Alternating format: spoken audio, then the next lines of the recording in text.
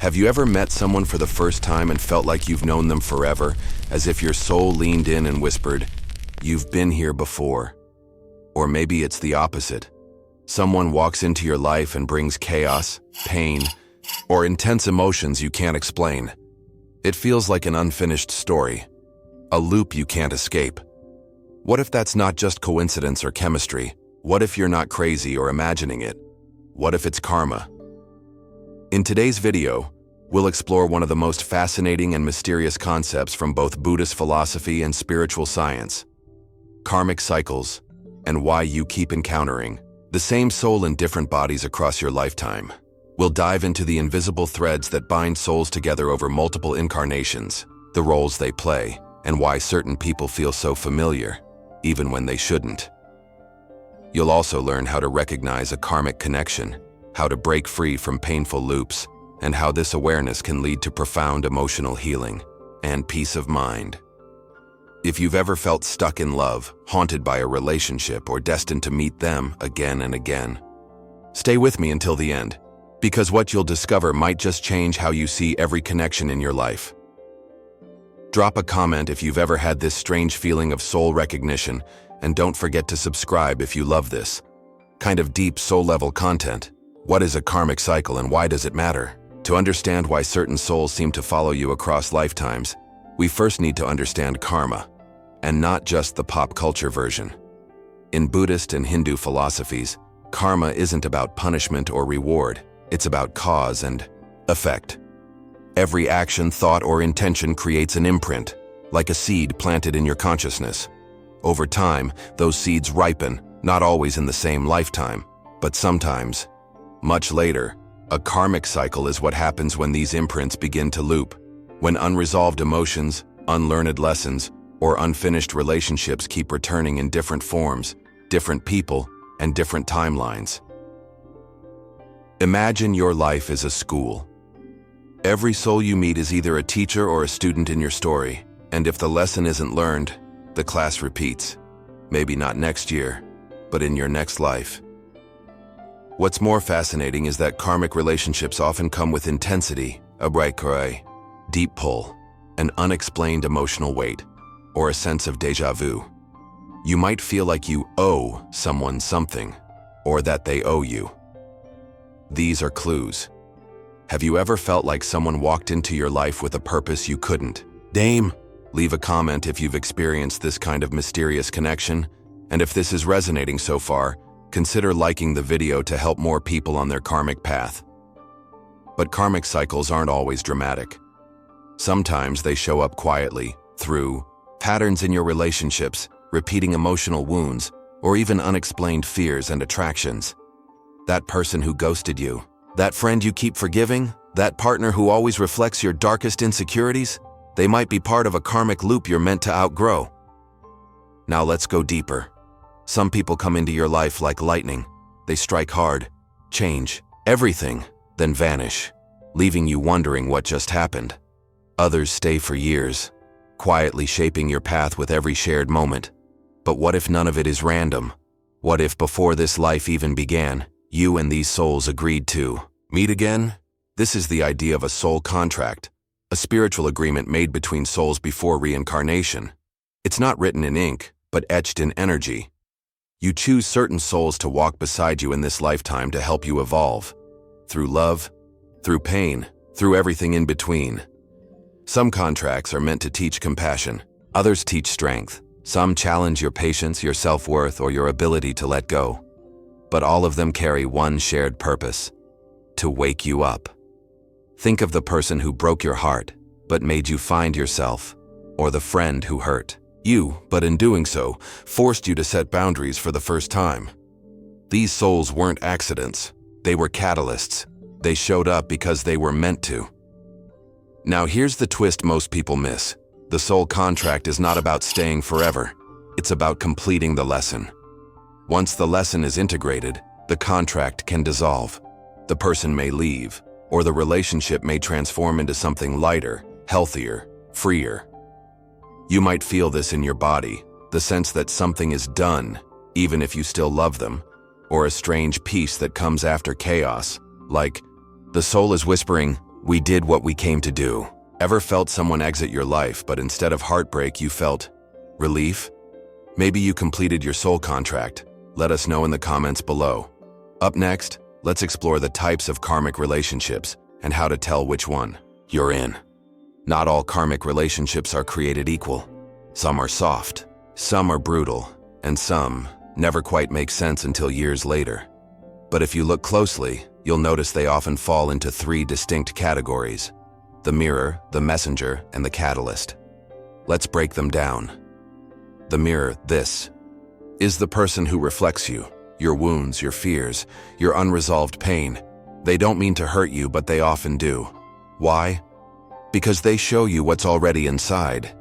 You might blame them for being cold, unavailable, or selfish, but look deeper. Are they reflecting a part of you you've been avoiding? Mirrors are uncomfortable, but necessary. They force you to face your shadow. When you heal what they reveal, the dynamic shifts or ends. You graduate from the lesson. The messenger. This person doesn't always stay long. They might be a stranger, a brief fling, or even a passing conversation. But their presence delivers something powerful. It could be a wake-up call, a moment of clarity, or a gentle reminder of who you really are. They appear right when you need them, even if you don't know you do. Messengers remind us that souls speak in energy, not words. Their purpose is brief, but deeply aligned. The catalyst, these are the storm bringers. They enter like fire, break you wide open, and leave you with nothing but the ashes of who you used to be. It's painful, but transformative. Catalysts exist to destroy the illusions that keep you small. They force change. They ignite the process of rebirth. Not every catalyst becomes a villain. Sometimes they're the deepest love you've ever known, but even that love can carry the seed of separation if it's part of your soul's growth. Recognizing these types helps you stop taking things so personally and start seeing the divine choreography behind your connections. Which type do you think you've encountered the most? The mirror, the messenger, or the catalyst? Drop it in the comments. We read everyone.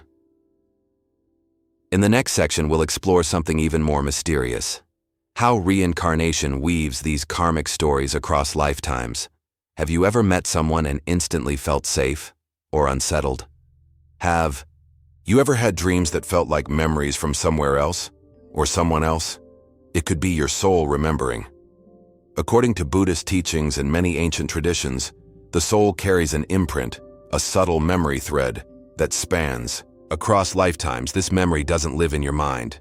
It lives in your energy body, in your intuition, your instincts, your reactions to people you don't fully know. And when you meet someone your soul has known before, that thread lights up. It's why you feel drawn to certain people, or instantly repelled by others. It's not logic, it's recognition. How does this work? In each lifetime, your soul plays a different role, but the energy between you and others can remain unfinished. Imagine a karmic relationship as a book you started writing 200 years ago. You put it down, but the story wasn't finished. Now, in this life, that soul returns. Different name, different face, but the same chapter. And here's the twist: you might not even realize this is happening until the emotions start to overwhelm you. Suddenly, a new relationship feels impossibly intense. You fall in love too fast, or get hurt too deeply. There's no logic, but the bond feels ancient. This is the power of energetic memory. Even if you don't consciously remember your past lives, your soul does, and it's always trying to resolve what was left undone. That's so. Why some karmic relationships feel magnetic but painful. They're not meant to last forever. They're meant to complete the cycle. Have you ever felt this kind of unexplainable connection with someone, like a story already in motion? Let us know in the comments. You're not alone. Next, we'll look at how to recognize the signs that you're in a karmic loop and what to do about it. Are you stuck in a karmic loop? Here's how to know. Some people think karmic cycles are obvious. Huge. Emotional storms, dramatic relationships, or painful betrayals. But often, they're subtle, repetitive, quietly exhausting. You may be stuck in a karmic loop right now and not even realize it. So how can you tell? Here are the 5 most common signs. You keep attracting the same type of person, different faces, different names, same pattern. It could be emotionally unavailable partners, controlling friends, or people who drain you. That's not coincidence. It's repetition. Your soul is trying to break a pattern, but your unconscious keeps choosing familiarity over freedom. The relationship feels overwhelming from the start. You meet someone and it's instant fireworks or instant friction. You can't explain the emotional intensity. Everything feels too much, too fast. This often points to past life energy resurfacing. It's not new, it's returning soon. You feel. Emotionally addicted karmic relationships can feel like a high. You crave them, even when they hurt. The push and pull, the hope and disappointment, it creates a loop of emotional attachment that mimics addiction. Your nervous system confuses chaos for love. The same conflict keeps repeating. You fight over the same things. You have the same ending with different people. It's not about them. It's about what your soul still hasn't integrated. You feel like you can't let go, even when you should. You know the relationship is unhealthy, but something deeper won't release it. It's like part of your spirit is tethered. That's often a sign the karmic debt hasn't been fully processed. Recognizing the loop is the first step to healing it. Awareness is a form of spiritual maturity, because the soul can't evolve if it doesn't see the pattern. Do any of these signs feel familiar to you? Which one hit hardest? Share your thoughts in the comments. Your story might help someone else find clarity. Next, we'll dive into how to break free from karmic cycles for good. Here's the truth. You're not cursed. You're not doomed to repeat the same heartbreaks, betrayals, or emotional chaos forever. Karmic cycles are not punishments, they're invitations. They repeat until you no longer need them, until your response changes, until your soul says, I've learned this. I'm ready for more. So how do you actually break the cycle? Awareness is everything. You can't heal what you don't see. Start observing your patterns, without judgment. Who do you attract? What triggers you? What emotional role do you always end up playing? When you begin to see clearly, karma starts to loosen its grip. Pause. Before you react, karmic patterns feed on automatic behavior. When you pause, breathe, and respond differently than you normally would, you create space, and in that space, something new can emerge. That's the beginning of transformation. Forgiveness as liberation. Not for them, for you. Forgiveness doesn't excuse someone's behavior. It simply releases your energetic attachment to the pain. As the Buddha said, holding on to anger is like drinking poison and expecting the other person to die. When you forgive, the karmic thread begins to dissolve. Choose growth over comfort. The soul doesn't evolve in easy places. It grows where it's uncomfortable. Instead of choosing what's familiar, choose what's healthy. Say no to what you've always said yes to. Walk away when you used to stay. Each of those choices is a cut in the karmic thread. 5. Spiritual practices that support release meditation, breathwork, journaling, and energy healing, like Reiki or EFT, can help clear old emotional imprints. Even writing a letter you never send, just to express what was never said, can help. Release the energy that keeps looping. Ask the soul-level question instead of asking, why is this happening to me? Ask, what is this trying to teach me? That single shift in perspective begins the soul's graduation. It turns your pain into wisdom, your past into power. Have you ever broken a karmic pattern in your life? What helped you? Share below. It might be the key someone else is looking for. And if you're finding this helpful so far, hit the like button so this message can reach more people on their healing journey. Now that you know how to recognize and break karmic cycles, let's explore how to consciously evolve your soul and create new energetic patterns that align with peace, not pain. Once you've broken the cycle, what's next? You don't just heal and go back to life as usual. You begin to create. With clarity, with intention, you become the author of new karma. Karma rooted in awareness, not survival. This is where soul evolution truly begins. Act with presence, not programming. Most of us live reactively, pulled by emotion, ego, or old stories. Buddy. Karma forms from intention. When you act consciously, you plant different seeds, speak when it's kind, pause when it's hard, walk away when it's wise. Each moment becomes a brushstroke in your soul's painting. Choose relationships that reflect growth. Just as you once attracted karmic mirrors and catalysts, you'll begin to attract aligned souls, people who meet you with reciprocity, softness, and depth. These connections feel calm, not chaotic, expansive, not draining. They're not here to complete your lessons. They're here to walk beside your evolution. Replace loops. With rituals, instead of spiraling in old thoughts, replace them with daily rituals that anchor your new self. A quiet tea in the morning, a mantra before sleep, a simple act done with awareness can shift your vibration permanently. Serve others from a healed place. The highest form of karmic healing is service. When you help others from your healed wounds, not your open ones, you turn pain into light. It's no longer about fixing anyone. It's about radiating who you've become. Practice compassion for the old.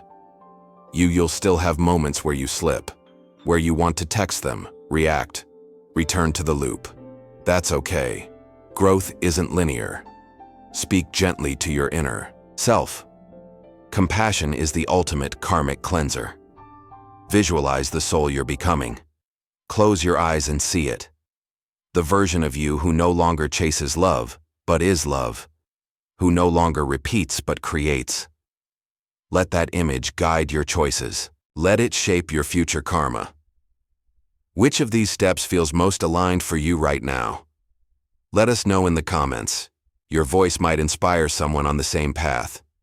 Next, let's wrap this all up with clear, simple, practical takeaways you can begin today. Understanding karmic cycles isn't just about spiritual theory. It's about practical transformation. You're not here to think about healing. You're here to live it.